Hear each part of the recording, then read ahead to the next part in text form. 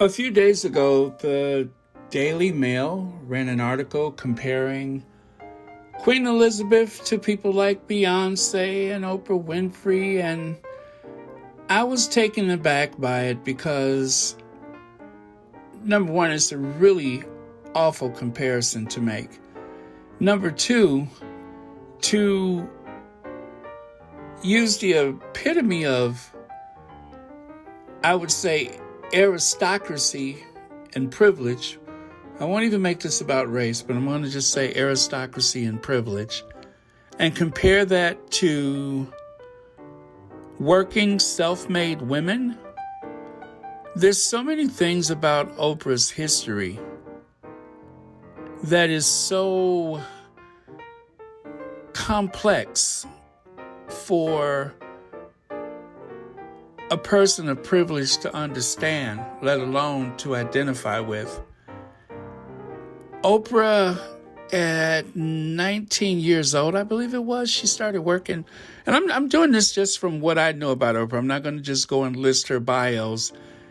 But Oprah Winfrey has been a part of my life since 1984, when she started working in Chicago at a television station, WLS-TV in Chicago, and she took over a show that was called AM Chicago, and eventually it became the nationally syndicated Oprah Winfrey Show. That show, within a few years, put Oprah on track to become a billionaire. Now, at the time, I think she had just turned 30 years old. Now, okay, she had just turned 30 years old. Before that, she was one of the youngest television anchors in the market she worked before at 19 years old. And her father told her, oh, you need to go and finish college. You need to go and finish college. So she did. And quickly, I believe it was before college, she was already making greater than her age in salary, meaning that she was making more thousands per year than the age she was at the time, in case you don't recognize that term. But so with all of these things considered, to have this comparison between Oprah and the Queen, I'm not even going to say Beyonce. Beyonce is like a whole nother level of self-madeness. Did I just create a word? Anyway, that's a whole nother level. But this thing about Oprah and the Queen. Now, okay, so you have the Queen Bey. People call Beyonce a queen. And as far as I'm concerned, she is a queen. And there's a thing about Oprah being the queen of daytime television, or the queen of talk shows. Well, I'm not sure about Beyonce's thing about being dubbed the queen. That I'm not familiar with, so I'm not even going to comment about that. But I do know that the idea that Oprah as the queen, that was a title that was conferred upon her by the media. And it was also picked up by the public because she was so good. She is so good at what she has accomplished and what she does. She's so good at these things that they began to call her the queen of daytime television. And it just grew from there. So this comparison to the Queen is very, very awkward. And it's not very generous to the Queen. Now, the Queen has lived an entitled life. She's led a life second to none. She's met almost every American president since the day since the day she took the throne. And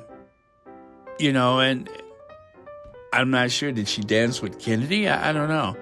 But the Queen has had a great place on the world stage. And I won't get into the merits of what she was able to do to earn this, besides an accident of birth, or because her uncle abdicated and she made the best of it. But I'll say this much.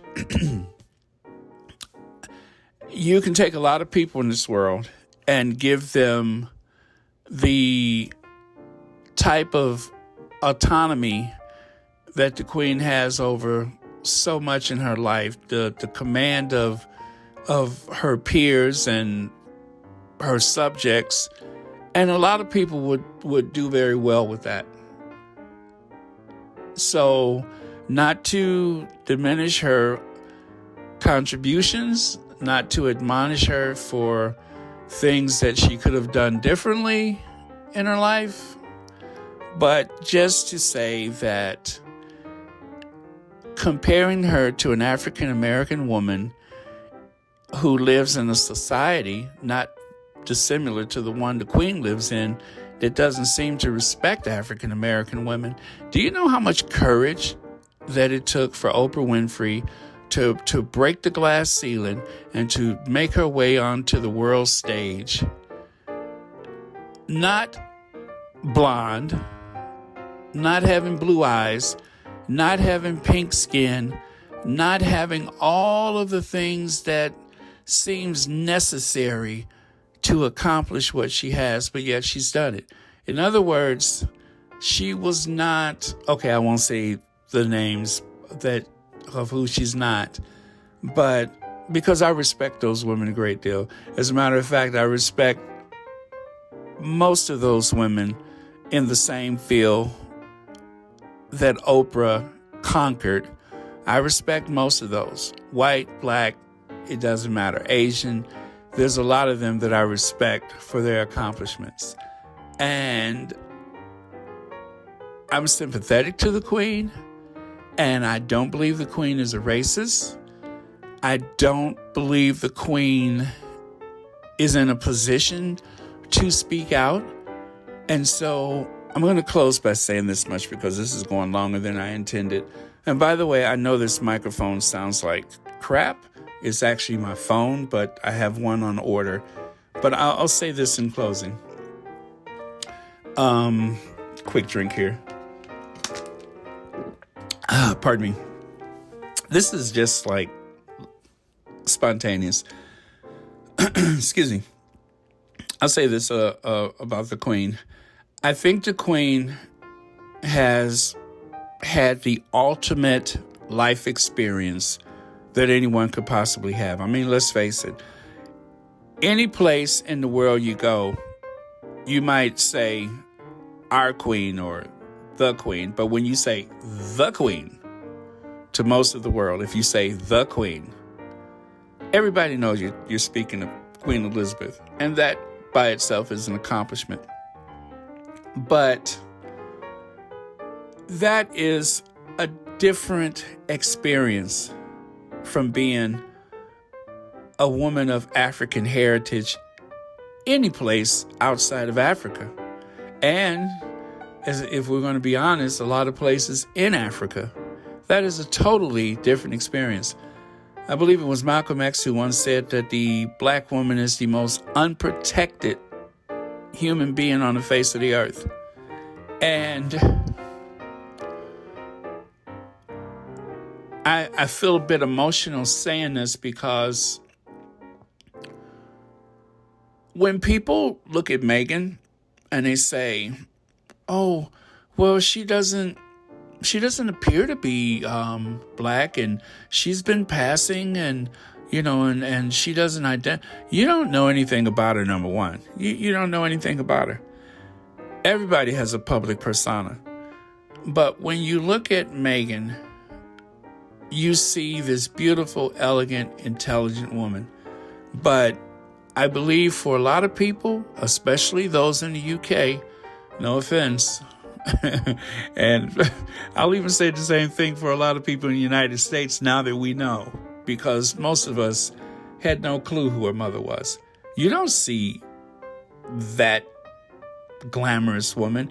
You look at her and you see those dreadlocks or twisted braids, whatever her mother has. You see that cocoa skin, and you think of that slave ancestry. And when I think of that, I don't feel put off by it. As a matter of fact, it excites me to know that someone who has that ancestry can accomplish so much. And that's what makes Meghan so special. And that's what makes her mother so special. Those are two very dynamic women.